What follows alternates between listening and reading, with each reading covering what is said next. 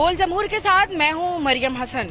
वलीका अस्पताल में तिब्बी अमले की मुजरिमाना गफलत और इस्तेमाल शुदा सिरिंजेस का इस्तेमाल के सबब तकरीबन 100 से ज़ायद बच्चे इस वक्त जो हैं वो HIV जैसे मोजी मर्ज़ में मुब्तला हो चुके हैं।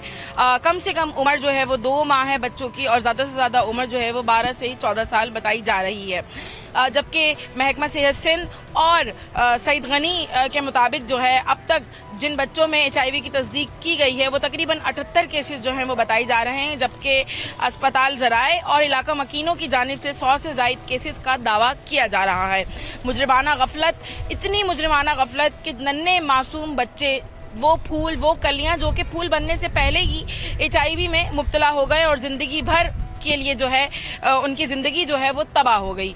इस हवाले से वालिदैन का क्या कहना है, इलाका मकीनों का क्या कहना है और उनके क्या मुतालबात हैं, आइए जानते हैं। तिब्बी अमले की गफलत के सबब तकरीबन 100 से ज़ायद बच्चे मोजी मर्ज़ HIV में मुब्तला हो चुके हैं और उनके वालिदैन अपने छोटे बच्चों को लेकर, मासूमों को लेकर जो है दर दर की ठोकरें खाते हुए हमें नज़र आ रहे हैं। वलीका अस्पताल में मुतासरा बच्चों के वालिदैन अपने बच्चों के हमरा इस वक्त हमारे साथ मौजूद हैं। उनके वालिदैन से हम बात करते हैं। नन्हे बच्चे जिनकी उम्र 3 माह, 2 माह, 2.5 माह है और मैक्सिमम जो एज बताई जा रही है वो 12 से 15 साल के दरमियान बताई जा रही है। इतने छोटे बच्चे जो हैं वो HIV जैसे मोजी मर्ज़ में जो हैं वो मुब्तला हो चुके हैं। अच्छा, आप बताइएगा कब आपको पता चला कि आपके बच्चे जो हैं वो मुतासरा हैं? कितने बच्चे हैं आपके? क्या काम करते हैं आप? अस्सलाम वालेकुम मैडम, आपको शुक्रिया आने का। मेरे 2 बच्चे हैं, एक यासीन है, एक मनाहिल है। ये अगस्त में हम लोग यहाँ लाए थे, अस्पताल एडमिट किया था बुखार फीवर की वजह से। जब अगस्त में दाखिल किया हम लोग लेकर गए घर पे, फिर लेकर आए, फिर लेकर बाहर कहीं भी हम लोगों ने इलाज नहीं किए। यहीं जब बुखार होता था, मोशन होते थे, जो मसला होता हम लोग यहाँ लाते थे। अगस्त में हम लोग लाए, तकरीबन 2-3 दिन बाद, फिर 5 दिन बाद बुखार आया, फिर हम लोग लाए। फिर डॉक्टर अमान ने बोला आप अपने बच्चों का टेस्ट करवाओ, इनके मोशन नहीं रुक रहे थे। जब हम लोगों ने इनके टेस्ट करवाए, टेस्ट के पैसे भी नहीं थे, साफ बात बताऊं, डॉक्टर अमान ने अपनी जेब से हमें पैसे दिए। फिर हम लोगों ने बच्चों के टेस्ट करवाए। जब टेस्ट के लिए यहाँ से एम्बुलेंस लेकर गई थी डाव लेबार्ट्री, वहाँ हम लोगों ने बच्चे का जब टेस्ट किया, वहाँ हमसे फ़ोन पे बात करने लगे डाव लेबार्ट्री वाले कि क्या मसला है, ये आप टेस्ट क्यों करवा रहे हो, क्या वजूहात हैं। हमें पता ही नहीं था ये क्या चीज़ है। क्या उम्र है आपके बच्चों की? इसकी तकरीबन 9 मंथ है, 19 महीने, और इसकी 9 साल, 10वां साल जारी है। दोनों बच्चों में HIV हो गया? दोनों बच्चों के एक साथ एक ही बेड में थे, और 4 बेटियां मेरी और 1 लड़का है। और 1 लड़का भी अल्लाह इनको तबाह बर्बाद करे, इस बीमारी में इनको मुब्तला कर दिया। क्या कहेंगे, कौन है ज़िम्मेदार इन तमाम मसाइल का? क्या आपको इंतज़ामिया की जानिब से कोई रब्ता किया गया? इन बच्चों के इलाज मुआवजे में कोई मुआवनत की जा रही है? इलाज का मैडम कुछ वो सूरत हाल नहीं है। यहाँ तकरीबन 3-4 दिन से मेरी बच्ची एडमिट है। इसके पेट में बहुत शदीद तकलीफ़ होती है। मैंने अभी भी डॉक्टर को बोला है कि इसके मुंह के चाले दे के अंदर से, मुंह अंदर चालों का भरा हुआ है और ये टांगों से फरियाद करती है। मोशन ये नहीं बर्दाश्त कर सकती, छोटा पेशाब ये बर्दाश्त नहीं कर सकती। हम लोग कहाँ जाए? और जो पुराने MS थे उनकी गफलत की वजह से हमारे बच्चों को ये। क्या अपील करेंगे गवर्नमेंट से? गवर्नमेंट से हमें यही अपील है कि हमारे लिए कोई मुआवजा रखे, हमारी मदद करें। और मैडम ये इनका स्कूल का बड़ा मसले मसाइल चल रहे हैं, इसको स्कूल से निकाला है, मदरसे से निकाला है, इससे और बच्चे मुतासिर हो जाएंगे, बीमार हो जाएंगे। और इनकी वजह से मेरी बड़ी बेटी है 14 साल की है, मुस्कान, उसको भी स्कूल में इनके साथ नहीं ले रहे। यकीनन वालिदैन जो हैं वो अब न सिर्फ माली बल्कि समाजी दबाव का भी जो है शिकार होते हुए नज़र आ रहे हैं। इनके बहन भाइयों को जिनको HIV नहीं है उनको भी स्कूल्स और मदरसों से जो है वो निकाला जा रहा है। एक और वालिदैन हमारे साथ मौजूद हैं, उनसे हम बात करते हैं। सर, ये अफसोसनाक वाक़या कब पेश आया आपके बच्चों के साथ? क्या क्या उम्र है आपके बच्चों की? क्या कमाते हैं? बिस्मिल्लाहिर्रहमानिर्रहीम। मैडम मेरे बच्चे का 12 साल उम्र है, इस बेटे का, बड़ा बेटे का, और जो दूसरा बेटा है उसका 3 साल उम्र है। 2025 में इनको जो है ना मलेरिया हुआ था, मलेरिया की वजह से दाखिल थे, तो 10 दिन एडमिट था। फिर 10 दिन के बाद हमें छुट्टी दिया, हम घर गए। तो फिर 10 दिन के बाद फिर बच्चों का तबीयत मज़ीद ख़राब हुआ, तो मैं फिर आया। फिर इन लोगों ने 15 दिन बच्चों को एडमिट कराया। 15 दिन मेरा ये बेटा एडमिट था और छोटा वाला बेटा भी 20 दिन एडमिट था। फिर हमें छुट्टी दिया, फिर हम घर गए तो फिर मज़ीद बच्चों का तबीयत ख़राब हुआ था। इसी बड़े बेटे का बाल गिर रहे थे, छोटे वाले बच्चे का मोशन में जो खून जाने लगा, इन्फेक्शन बहुत ज़्यादा हुआ। तो फिर हम वापस आए डॉक्टर अमान के पास, क्योंकि ट्रीटमेंट वो करा था डॉक्टर अमान और मैडम हुमा जो आगा खान से आती है। तो फिर मैंने उनको बोला, भाई मेरे बच्चे मज़ीद ख़राब हो रहे हैं, क्या वजह है, आप मुझे बताओ, खुल के बात बोलो, इनका क्या मसला है, कोई अंदरूनी कोई ख़राबी है। बोलते नहीं बेटा, आजकल जो है ना वलीका हॉस्पिटल में HIV का वायरल फैला हुआ है, आप अपने बच्चों का HIV टेस्ट करवाओ। मैंने बोला करवा दो आप। हालांकि मुझे उस टाइम भी पता नहीं था HIV क्या है। मैंने बोला हो सकता है कोई बीमारी हो। तो उन लोगों ने टेस्ट करवाया मुझे। फिर जब 5 दिन के बाद मैं आया तो मुझे रिपोर्ट नहीं दे रहे थे। लेबॉर्ट्री इंचार्ज ने मना किया कि आमिर DMS थे, MS ने मना किया कि जिस बच्चों का ये टेस्ट ख़राब है तो उसको आप रिपोर्ट नहीं दो, उसको डॉक्टर अमान के पास भेजो। तो मैं डॉक्टर अमान के पास गया। डॉक्टर अमान ने मुझे बोला, बेटा आप ऐसा करो, ऑल फैमिली जाओ सिविल हॉस्पिटल, वहाँ अपना टेस्ट करवाओ HIV का। पर्ची पे लिख के दिया मुझे। तो मैं चला गया सिविल हॉस्पिटल। तो उससे पहले मैं डाउ गया, मैं अपने इस बच्चे का टेस्ट करवाया। वहाँ मैंने बोला HIV होता क्या, इसका टेस्ट करवाओ। उन्होंने टेस्ट करवाया तो उन्होंने मुझे बोला आप जाओ डॉक्टर को दिखाओ। मैंने बोला सर क्या मतलब है, वो तो मुझे पता नहीं, आप जाओ। तो वहीं से मैं सिविल गया पूरा फैमिली लेके। तो हमारा पूरा फैमिली का टेस्ट हुआ। जो बच्चे मेरे दाखिल थे यहाँ पर, उस 2 बच्चों का आया HIV पॉजिटिव। बाकी हमारा एक बेटा एक बेटी और मेरा वाइफ का साफ आया। अब ये बताएं कि ज़िम्मेदार कौन है? जो मोहसिन जो ज़िंदगी बांटते हैं उन्होंने ही आपके बच्चों में इतनी मौजी मर्ज जो है वो बांट दिया है, किसका गिरबान पकड़ेंगे? मैडम सबको पता है जिम्मेवार कौन है। इस वलीका हॉस्पिटल को हमारा जो हेड ऑफिस है निपा, उनको भी पता है कौन जिम्मेवार है। हमारा उस टाइम मौजूदा MS DMS दोनों मौजूद थे। उनके गफलत की वजह से, उनके करप्शन की वजह से हमारे बच्चों को एड्स का मरज़ लग चुका है। क्योंकि उस टाइम वार्ड पे एक बेड पे 3 बच्चे थे। परवास जो बुखार के लिए इस्तेमाल करते तो सिरिंज 10 cc का सिरिंज सब बच्चों को उससे परवास लगाते थे।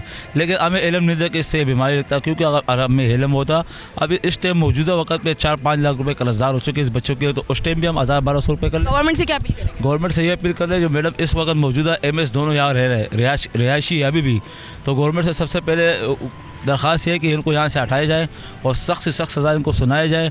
और हमारे बच्चों के लिए स्कूल के लिए कोई बंदोबस्त करे, हमारे बच्चों के लिए कोई मुआवजा रखे महीने का। और दूसरी बात है कि हम इनके वालिदैन हैं, हम हर बच्चे का एक वालिद को यहाँ नौकरी देना चाहिए। मेरा 2 साल का बेटा यहाँ पर एडमिट है HIV में, वो भी बाकी मेरे 3 बेटे और भी है। माशाल्लाह से उनका टेस्ट करवाया, वो तो साफ़ आया है, रिज़ल्ट उसका साफ़ आया। मेरे घरवाली का भी साफ़ आया। सिर्फ एक ही बच्चे को जो यहाँ पर पैदा हुआ और यहाँ से इलाज हुआ, अगस्त के महीने में एडमिट था वो। तो अगस्त के बाद जो ना 2-3 महीने के बाद बच्चे की तबीयत ख़राब होने लगी आहिस्ता आहिस्ता। फिर मैं दोबारा लेकर आया तो बच्चे की तबीयत सही नहीं हो रही थी। तो डॉक्टर अमान ने कहा कि इसके HIV का टेस्ट किया जाए। तो ये मेरा भाई है, उसको यहाँ पर HIV लगा हुआ है ना। यहाँ पे मैं जब लाई थी मलेरिया उसको हुआ था। फिर डॉक्टर ने एडमिट करवा लिया। जैसे एडमिट करवा 11 दिन यहाँ पर रह रहा था।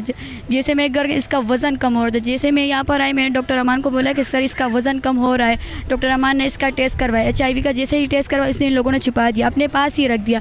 फिर मैंने कहा सर मेरा भाई का टेस्ट चाहिए मुझे, जो मैं अपने भाई का मैं देख लूँ। ये लोग मुझसे छुपा दे। मैं खुद लेबोरेटरी गई, मैंने कहा वहाँ पर शोर मचाया, मैंने कहा मेरा भाई का टेस्ट सारे का नहीं है। मैं वहाँ पर बेहोश हूँ, मैंने कहा नहीं मेरा भाई का। जैसे मुझे पता चला कि मेरा भाई का HIV इन लोगों ने ऐसे छुपाया। मैंने खुद वहाँ पर टेस्ट पढ़ लिया। मैंने कहा नहीं आप लोग सारे झूठ हुए, मेरे भाई को ये बीमारी थी, आप लोग क्यों नहीं बता सकते? आप बता सकते, मैं कर लेती। जैसे मैं यहाँ से आगा खान डायरेक्ट चली गई, ऐसे सारे बोल के नहीं आप बैठ जाओ, हम ये करेंगे। मैंने कहा कुछ भी नहीं करना। मैं खुद गई वहाँ पर वायरल लोड टेस्ट करवाए। वहाँ पर जैसे यहाँ पर जब मैंने किया था 10,10,200 था। वहाँ पर एक ही दिन में मैंने फिर वहाँ पर मैं गई 10,000 वहाँ पर। इसका या इनका टेस्ट उनका टेस्ट इतना फ़र्क है खान का। यहाँ का इलाज भी सही नहीं, ना टेस्ट सही ना कुछ सही है। मैं तियार टाउन में रहता हूँ और ये मेरी बेटी है 4 साल है। ये यहाँ पे एडमिट थी तकरीबन 1 साल पहले। तो हमें पता चला दिसंबर में, तो हमें भी दिसंबर में चला, फिर इनका इलाज करवाया। 5 महीने अभी इसका कोर्स चल रहा है। अभी इसके बाद ये 6ठा महीना चल रहा है कोर्स का। तो अभी हम ये चाहते हैं कि जो इसकी जो बीमारी है इसके लिए सही अखराजात है जो भी है वो हल हो जाए। हमारे जो मसले मसाइल होते हैं, अस्पताल में इलाज सही किया जा रहा है? अस्पताल में इलाज सही किया जा रहा है, लेकिन यहाँ के जो स्टाफ है इनका रवैया भी सही नहीं है। दूसरा ये जब एडमिट थी तो एक सिरिंज पूरे वार्ड को लगाते थे, तो उसकी वजह से जरासीम फैल गया। तो हमने इनको मना भी किया कंप्यूटर को, फिर भी इन लोगों ने लगाया। बोल रहे थे कि ये वाश कर रहे, ये कर रहे, वो कर रहे। हमारा ये मुतालबा है कि बच्चों के साथ जो अभी ये तो ज़्यादती हो गई, ये बीमार हैं, तो हमारी दरख्वास्त है कि बच्चे के जो ये बीमारी है जी, वो जो मसले मसाइल है अस्पताल में वो हल किए जाए। एक बेटा है, 4 बेटियां है। और बेटा भी HIV के मरीज़ है और एक बेटी जो है ना वो भी, बेटा 6 साल का और बेटी जो है ना 13 महीने की है। तो साल के आखिरी महीने में इसके हालात बहुत ख़राब हो गई, तो जब यहाँ लाए तो टेस्ट करवाए, यहाँ पता चल गया कि इसको ये बीमारी है। तो इससे पहले इनको यहाँ पे एडमिट किया था। मेरा जो है पहले से यहाँ पे इलाज यहाँ से हम लोग करवा रहे, कहीं बाहर से नहीं, तो इनका इलाज यहाँ से चल रहा था। हमें पता चल गया कि इसको ये बीमारी, जब हम बाहर टेस्ट करवाए फिर इनकी हालात बहुत ख़राब हो गई। फिर जब हॉस्पिटलों में जना और एंडस वगैरह लेके गए तो पता चल गया ये तो बहुत ख़राब ख़तरनाक बीमारी है। तो फिर बच्चों की हालात बहुत ख़राब थी। कोई हमें नहीं, तो यहाँ पे जो ज़िम्मेदार जो जिनके ऊपर जिनके अंडर ये हॉस्पिटल है, जो डॉक्टर है वगैरह सारे स्टाफ जो इनमें इनके यहाँ जो ज़िम्मेदार है वो सब होंगे इसमें मुलव्विस है सारे, तो ये सारे ज़िम्मेदार होंगे। हमें इंसाफ चाहिए। हमारे बच्चे, मेरे बच्चे बहुत ज़्यादा ख़राब हो गए थे और अपनी मदद आप जो है ना बस भाग दौड़ कर रहे थे। सब बच्चों को एक ही सिरिंज से लगता था। मैं इसमें बोलती थी ये परवाज़ एक सिरिंज से नहीं लगाएं, अलग अलग सिरिंज से लगाएं, क्योंकि बच्चे अलग अलग पेशेंट के, ये एलर्जी का पेशेंट था। मैं इस बात पे बोलती थी, मगर क्या सिरिंज नहीं है, यूँ नहीं है, फलाना नहीं है, बहुत वो करते थे।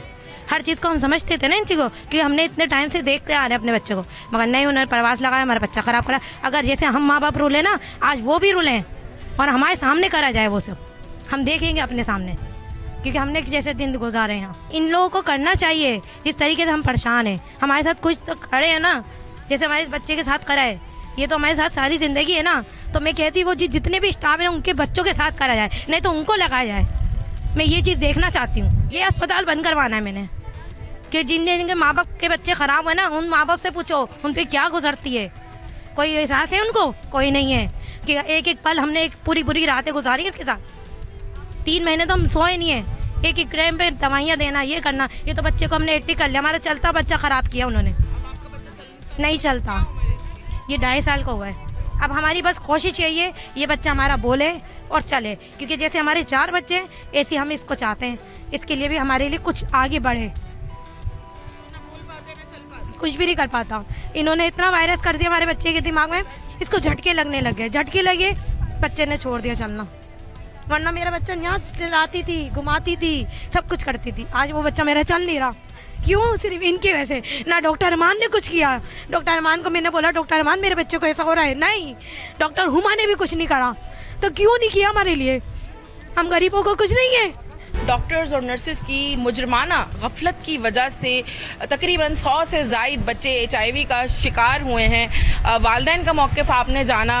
अब पठान कॉलोनी UC1 के जो वाइस चेयरमैन हैं इरशाद अली ख़ान, जिन्होंने पूरा मामला जो है वो सोशल मीडिया समेत मेन स्ट्रीम मीडिया और हाई कोर्ट तक जो है वो लेके गए हैं, वो हमारे साथ मौजूद हैं। उनसे हम बात करते हैं। इरशाद साहब, क्या कहेंगे इस मामले पर? इतना अफसोसनाक वाक़या है कि 100 से ज़ायद बच्चों की ज़िंदगियां जो हैं वो तबाह हो गई हैं। अब उनके वालिदैन और उनके जो बहन भाई हैं जो कि मुतासर नहीं हैं इस मर्ज़ से, उनकी क्या सूरत हाल है, वो किस तरीके से जी रहे हैं? क्या अपील करेंगे आप पूरी सोसाइटी की तरफ से? जी, सबसे पहले तो आप स्ट्रीम मीडिया का मैं इंतहाई मशकूर हूँ कि वो इन गरीब बच्चों की आवाज़ बनकर आला हुकाम तक इनकी जो दर्द है, इनकी जो कारस्तानी है वो आगे पहुँचा रहे हैं। शुरू दिन से अगर मैं कहूँ तो इसमें जो है ज़्यादा टाइम लग जाएगा, लेकिन अभी जो करंट सिचुएशन है, हमने बहुत कोशिश की कि इसको जो है उजागर करें, इस मसले को, और आला हुकाम तक पहुँचाएँ, लेकिन हमारी आवाज़ जो है वो आधे में ही रह जाती थी। फिर हमने कोर्ट का सहारा लिया, हम कोर्ट गए, तो कोर्ट के बाद ये हुआ कि तमाम इदारे जो है वो हरकत में आए। इसमें अब तक तकरीबन 8 से 9 बच्चे जो अपनी जान की बाजी हार चुके हैं और 100+ जो है वो इस मोदी मर्ज़ का शिकार हो चुके हैं। अब तक इनके मुताबिक जो है ये डाटा, इन्होंने जो कंपाइल डाटा किया वो 78 है, लेकिन वो 100 क्रॉस कर चुका है। जो एविडेंसेस हमारे पास मौजूद हैं वो हम कोर्ट में पेश कर देंगे। हमारा मुतालबा यही है, ज़ाहिर सी बात, ये मज़दूर तबके के लोग हैं और यहाँ पे वही लोग यहाँ पे इलाज करने के लिए आते हैं जो यहाँ पे करीब जवार में जो फैक्ट्रियाँ हैं वो अपना मजदूरी अपनी करते हैं और यहाँ पे आके अपने बच्चों का इलाज करते हैं। अब अलमिया ये है कि जो बच्चे यहाँ पे इफ़ेक्टेड हैं उनके लिए वालिदैन दर बदर की ठोकरें खा रहे हैं। जब फैक्ट्री जाते हैं 5-6 छुट्टियाँ करके, तो वहाँ से जब उनको निकाल दिया जाता है। बच्चों को जो है स्कूल में भी जो है एडमिशन नहीं मिलता, मदारस में भी एडमिशन नहीं मिलता, इनकी ज़िंदगियाँ भी काफ़ी अजीरन हो गई हैं। तो हमने सूबाई मुतसिब आला से भी गुजारिश की थी, उन्होंने कमेटी तश्कील दी थी। अब हमने परसों एक रिकमेंडेशन दी है मिनिस्टर साहब को, सईद गनी साहब को, कि जो बच्चे इसमें इंतकाल कर चुके हैं फर्दर इनके लिए ग्रांट, डेथ ग्रांट जो है वो दी जाए और इनकी फैमिली में से किसी एक को जो है कम से कम सरकारी नौकरी दी जाए। जो बच्चे इफेक्टेड हैं उनके लिए 5 लाख रुपए और इनके अकाउंट बनाए जाएँ जिसमें 40,000 रुपये कम अज़ कम जो एक मजदूर की उजरत होती है वो कम अज़ कम इनको दी जाए, ताकि ये बच्चों की प्रॉपर तरीके से इलाज कर सके और उनकी जो है खुराक का बेहतर से बेहतर इंतजाम कर। अच्छा, ये तो इन अहल खाना के लिए हो गया। अस्पताल का अमला जो गफलत का मुर्तकिब है, जिसने ये मुजरमाना गफलत की है, उसको क्या सज़ा दी जानी चाहिए? देखिए, टर्मिनेट भी एक आम सी बात है। टर्मिनेट तो मैं कम से कम समझता हूँ कि एक छोटी सी बात है। इनको ऐसा इबरत का निशान बनाना चाहिए कि आइंदा लोग सोचे भी कि भाई खुदा न खास्ता अगर उनसे थोड़ी सी भी गफलत हो जाए तो उनको ये सज़ा जो है भुगतने के लिए सामने हो। मेरी ये गुजारिश है और हमारी उम्मीद भी है जज साहब से भी, जो हाई कोर्ट के जज हैं, इस पर बेहतर फैसला करेंगे और बच्चों को इंसाफ दिलाएंगे इंशाल्लाह। जो इलाका मकीन है, जो सोसाइटी के दीगर लोग हैं, उनकी जानिब से मुतालबा किया जा रहा है कि मुतासरा वालदैन की माली मुआवनत के साथ साथ उनके लिए फ़िक्स अमाउंट जो है वो मुख्तस किया जाए जो माहाना उनके अकाउंट्स में पहुँचे, और ताकि वो उन बच्चों का इलाज और उनकी खुराक का जो है खुसूसी तौर पर ध्यान रख सकें। वहीं दूसरी जानिब जो अमला इस मुजरमाना गफलत का मुर्तकिब हुआ है, उनको जो है वो निशान इबरत बनाया जाए और उनके लिए सख्त से सख्त सज़ाएँ जो हैं उनका तयन किया जाए, ताकि आइंदा कोई भी इंसान या कोई बच्चा जो है वो इस किस्म के मर्ज़ में तिब्बी अमले की गफलत के सबब जो है मुब्तला होने से बच सके। याद रहे कि सईद गनी जो कि सिंध सोशल सैसी के जो सिंध सोशल सर्विस के हिसाब से जो मामला चल रहे हैं, तो सईद गनी की जानिब से जो है वो ये गुज़िश्ता रोज़ जो इजलास हुआ था और ये बताया गया है उसमें कि तकरीबन 2 अरब ग्रांट जो है वो इन मुतासरीन के लिए जो है वो मुख्तस करने का फ़ैसला किया गया है। और उसके साथ साथ जो महकमा जाती कार्रवाई है अमले के ख़िलाफ़ वो भी की गई है। तकरीबन 20 से ज़ायद अमला ऐसा है जिनमें 2 डॉक्टर और तकरीबन 17 से ज़ायद नर्सेज हैं जिनको जो है वो मुअत्तल किया जा चुका है, जबकि बकिया 17 अफराद को जो है वो शो कॉज नोटिस जो हैं वो जारी किए गए हैं और मज़ीद इन्वेस्टिगेशन जो है वो जारी है, जिसके बाद जो है उन 17 एम्प्लॉयज़ के लिए भी जो है कोई ना कोई फ़ैसला जो है वो कर लिया जाएगा। ताहम टर्मिनेशन जो है वो एक आर्जी हल है, लेकिन जो 100 से ज़ायद बच्चे इस मौजी मर्ज़ में मुब्तला हो गए हैं, उन हाथों की वजह से जिनके पास वो अपने इलाज के लिए आए थे, उन मोहसिनों ने जो है इनको ज़िंदगी भर के लिए जो है एक ऐसे मर्ज़ में मुब्तला किया है कि अगर उसका बरवक्त इलाज ना हो सका तो ये बच्चे जो हैं वो शायद चंद साल से ज़्यादा जी भी ना सकें। एक इंसानी अलमिया है और लम्हा फ़िक्रिया है। गवर्नमेंट की जानिब से ताहाल कोई ऐसे खातिर ख्वाह एक्शन या इक़दाम जो हैं वो नहीं किए गए हैं इस इन्फेक्शन को फौरी तौर पर कंट्रोल करने के लिए। यहाँ पर मज़ीद यौमिया बुनियादों पर पेशेंट्स जो हैं वो आते हैं, लोग अपने बच्चों को लेकर आ रहे हैं, लेकिन ऑटो लॉक सिरिंजेस के लिए जो है कोई कानून तो मौजूद है लेकिन उसको इम्प्लीमेंट जो है वो नहीं किया जा सका है। इस्तेमाल शुदा सिरिंजेस पर जो है वो सख्ती से पाबंदी जो है वो आयद होनी चाहिए, ताकि न सिर्फ वली का अस्पताल बल्कि कराची के दीगर अस्पताल समेत सिंध भर के दीगर अस्पतालों में मजीद बच्चे जो हैं वो मोजी अमराज में मुब्तला होने से बच सकें।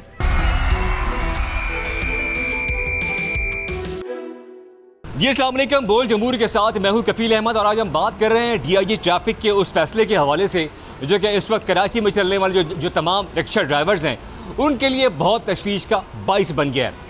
और वो बाइस इसलिए बना है कि उनका कहना है कि अब रिक्शा में मीटर्स नस्ब किए जाएंगे और उन्होंने ये भी कहा है कि आइंदा आने वाले कुछ अरसे के दौरान रिक्शास को ख़त्म कर दिया जाएगा या वो ग्रेजुअली इस सड़कों से गायब हो जाएंगे, जो कि इतनी बड़ी तादाद में कराची का जो आवाम है वो उनको इस्तेमाल करते हैं।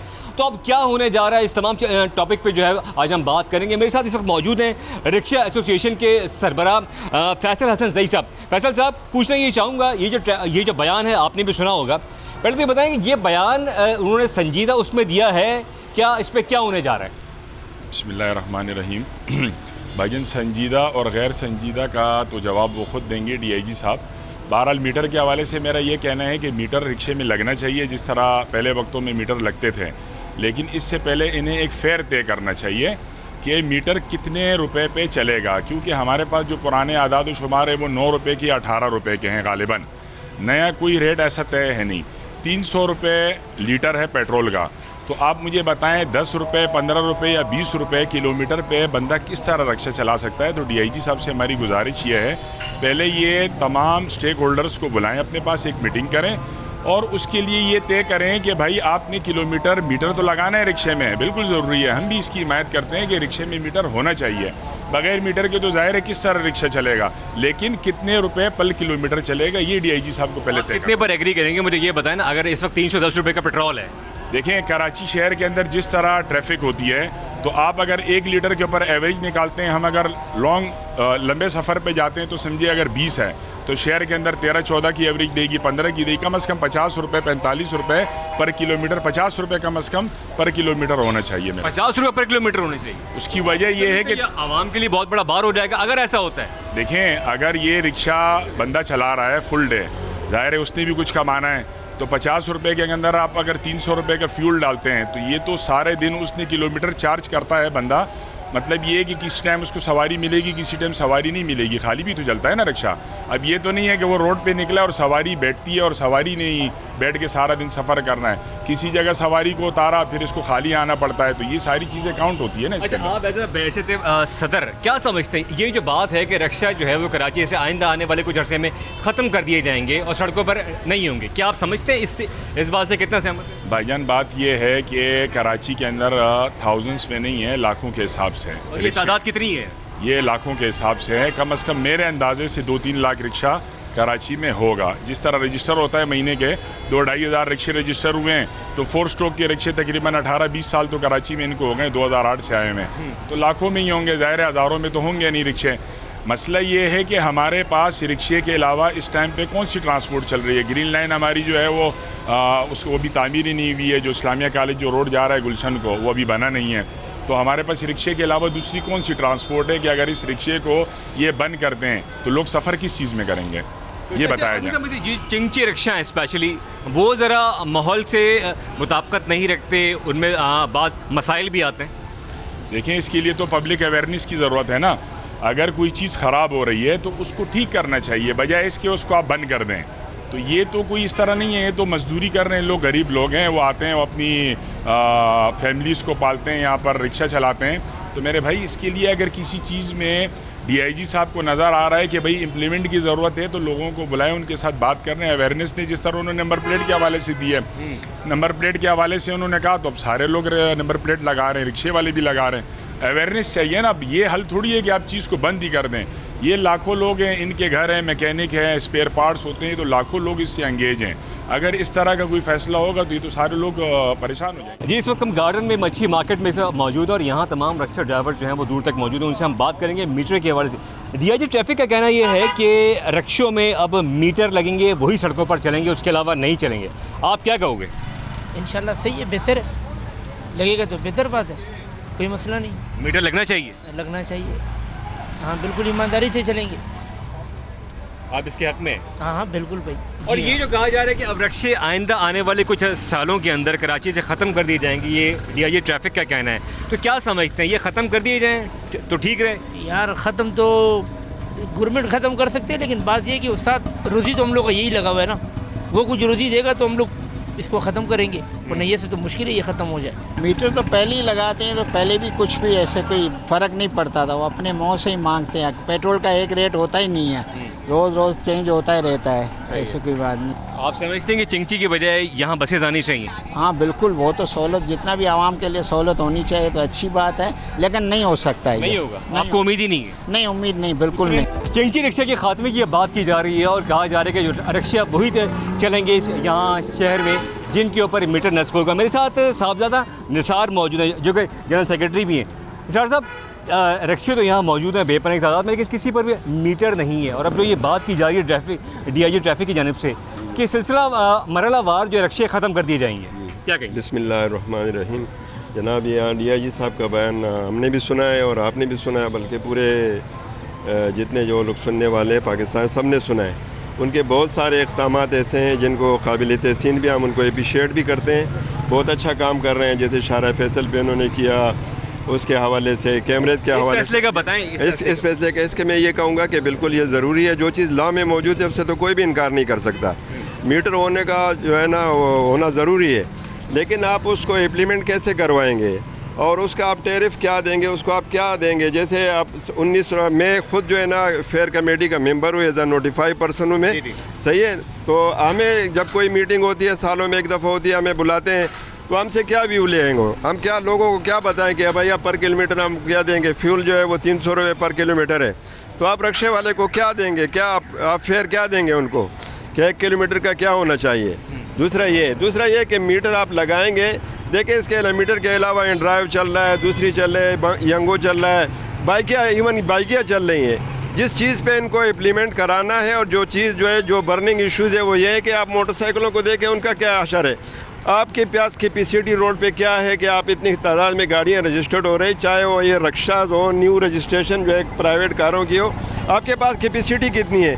तो आप ला के आपको सिर्फ रक्षा ही नज़र आता है कि भाई रक्षा को बंद करना है, रक्षा को चलाना है। रक्षा आपके पास मुतबादिल है, आपके पास बसेस नहीं है, आपके पास मिनी बसेस नहीं है। वाहिद एक सवारी है जो सवारियों को जो है ना अपने मंजिल तक पहुंचाने में रक्षे का कलीदी किरदार है। उसको आप बर करना चाहते हैं, आपके पास अल्टरनेट कोई रिप्लेस में कोई चीज़ है तो आप बताएं। मुतबादिल में कुछ नहीं है, आपके पास आपके मुतबादिल कुछ नहीं है, ये आप ख़त्म करने जा रहे हैं, हज़ारों लोगों को बेरोज़गार कर रहे हैं और आपके पास देने को कुछ भी नहीं है। तो इसमें क्या कह सकते हैं। महंगाई आप खुद सोचो क्या हालात है मुल्क के। तो आपको कबूल नहीं है अगर लगाते हैं मीटर हुकूमत? मीटर लगाए, लेकिन वो हमारा तो आगे से जो हमारे को चीज़ नहीं मिल रहा है, ओवर रेट से मिल रहा है, तो हम मीटर पे क्या ले जाएगा। एलपीजी और जो पेट्रोल पे चलने वाले हैं वो भी है, एलपीजी पे भी है, कुछ रक्शे ऐसे भी है। अच्छा, तो उसके हिसाब से तय किया जाए, आपका कहना ये? हाँ, हमारा ये कि भाई आगे से रेट हमारे को सही मिले, हमारे को कुछ बचे। तो कितना किलोमीटर होगा जो आप एग्री करोगे, मान लोगे? मैं समझ नहीं आ रहा, हालात ऐसे। अच्छा जी, ये तो वही तमाम बात है। कुछ और भी यहाँ पर ड्राइवर हजरात, हमारी कोशिश होगी उनसे हम बात करें। ये थोड़ी हालत ज़ार मैं आपको दिखाता हूँ, थोड़ी सी हालत ज़ार देखें रक्शे की। ये हालत ज़ार है और इसमें जो है वो कराची के रिहायशी जो है वो ट्रैवल करते हैं। ये वो सिचुएशन है। अभी वो बात कर रहे थे निसार साहब इनके फ़िटनेस के हवाले, तो ये फ़िटनेस कहीं से आपको दिखाई देती है फ़िटनेस। कुछ और भी ड्राइवर हैं, थोड़ा साजिश से हम मूव करते हुए चलते हैं, उनसे बात करेंगे और उनका क्या मौक़िफ़ है। अस्सलाम वालेकुम जी, आपका नाम ज़रा? मेरा नाम मलिक दाद है। मलिक दाद साहब, ये तो CNG है पर है? जी बिल्कुल CNG है। तो अगर गवर्नमेंट मीटर नस्ब करती है तो आप लगा लेंगे? जी बिल्कुल लगा लेंगे, लेकिन वो गवर्नमेंट हमारे साथ जो जितने रिक्शा ड्राइवर हैं उनको फैसिलेट करे, उनको फैसिलिटीज़ दे। क्या दे सहूलियात? मतलब ये दे, जाहिर सी बात है, एक रिक्शा ड्राइवर है, आज जितने अखराजात हैं फ्यूल के जितने बढ़ती हुए हैं, आज अगर 400 रुपये फ्यूल है, कल 500 रुपये बढ़ जाता है। तो मीटर का तो ये होता है कि चलो उनका गवर्नमेंट का एक रेट होता है, फिक्स होगा। तो हमारे साथ ये इश्यूज़ हैं फ्यूल के साथ साथ। मतलब अगर मीटर लगाना है आपने कहा तो रेट तय किए जाए, रेट ऐसे हों जो करंट जो जितने अखराजात चल रहे हैं उसके मुताबिक हो, जो हम करंट जो हमारा वो हम जायज़ फेयर ले रहे हैं उस हिसाब से तो हमें कोई इशू नहीं। ये जो चिंची चल रहे हैं शहर के अंदर, जो बेपनाह तादाद में चल रहे हैं, आप समझते हैं वायबल है वो शहरियों के लिए? वो देखो बात ये कि हर चीज़ के देखो आप पॉजिटिव भी है नेगेटिव। एक चिंची ड्राइवर जो है ना, उनके एक चिंची ड्राइवर है, उसके पीछे पूरा उसका घर का ख़ानदान का एक सिस्टम चल रहा है। अगर आप उसको बंद कर रहे हो, ठीक है गवर्नमेंट की तरफ से आवाम के लिए से थोड़ा सा हर्डल प्रॉब्लम ट्रैफिक का है, उसके लिए रिकॉर्ड वो बनते हैं, लेकिन उसके साथ साथ उनको इस चीज़ से आप इनकार नहीं कर सकते कि उनके पीछे से उनके घर का जो है ना एक पूरा राशन चलता है, उसका एक निज़ाम चलता है। आप उसको अगर बंद करें तो इसका मतलब इस चीज़ पर एग्री करेंगे, अगर गवर्नमेंट कोई चीज़ तय करती है जिस तरह ट्रैफिक का कहना है, तो कोई मैकेनिज्म होता है तो ही लगाया जाए मीटर, अदरवाइज़ नहीं। मैकेनिज्म हो और साथ साथ उनके जो ड्राइवर उनके इश्यूज़ हैं उनसे पूछा जाए, उनके फाइनेंशियल इश्यूज़ क्या है, वो क्या उनकी अर्निंग क्या है, उस हिसाब से जो है ना मीटर की जो रेट से तय किए जाए। मीटर के रेट के हिसाब से जो है वो तय किए। तो ये जो तमाम ड्राइवर्स हैं रिक्शा, तो उसके उनका मौक़िफ़ ये है। अब कुछ हम जिस तरह हमने ड्राइवर से बात की, उन्होंने इसी मौक़िफ़ को दोहराया है कि अगर गवर्नमेंट इस पर मीटर लगाती है तो उन्हें कोई बैठ के तमाम जो उनके स्टेक होल्डर्स हैं उनसे कोई रेट तय करना होगा, ताकि जो LPG की जो, क्योंकि इसलिए कि बहुत सारे रिक्शों की बड़ी तादाद जिस तरह उन्होंने बताया कि लाखों में है, तो वो बहुत बड़ी तादाद जो है वो LPG पर है, जबकि बाकी कुछ लोग जो हैं वो पेट्रोल का इस्तेमाल भी करें। तो ये वो तमाम चीज़ें हैं और इनका यही कहना है कि अगर रेट तय किया जाए तो उस पर उनको कोई एतराज़ नहीं होगा। लेकिन शहर में एक बहुत बड़ी तादाद है, इसका सलूशन जो वाहिद हल है वो कराची में ट्रांसपोर्ट के निज़ाम को बेहतर करना होगा और वो आला मयार की बसेस लाना होंगी जिनका हम कई बरसों से सुनते आ रहे हैं कि इस शहर को 15,000 बसेस की ज़रूरत है, जो कि अब तक कुछ 100 की तादाद में यहाँ मौजूद हैं। कुछ आवाम मौजूद हैं, उनसे हम बात कर रहे हैं। रक्षों में मीटर नस्ब होना चाहिए, आप समझते हैं? उसके हिसाब से जो है वो मीटर नस्ब भी होना चाहिए, और ये हर जगह खड़े रहते हैं, ट्रैफिक जाम होता है इनकी वजह से। और दूसरा ये है कि मीटर होगा तो उसमें सवारी बैठ जाएगी आराम से। अब ये बैठते कहीं जाते नहीं हैं, अपनी मर्ज़ी से लेके जाते हैं। ठीक है।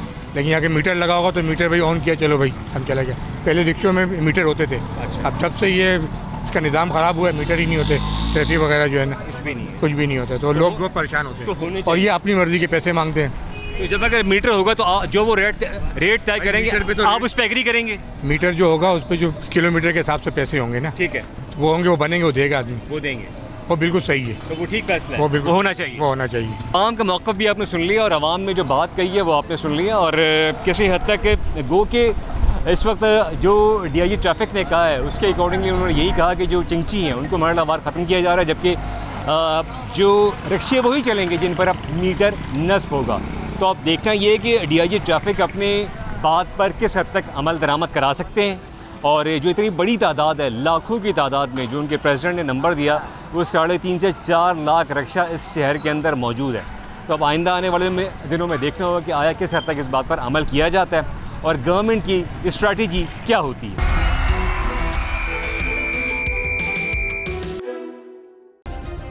सब्सक्राइब करें और बेल दबाएं ताकि कोई खबर रह न जाए।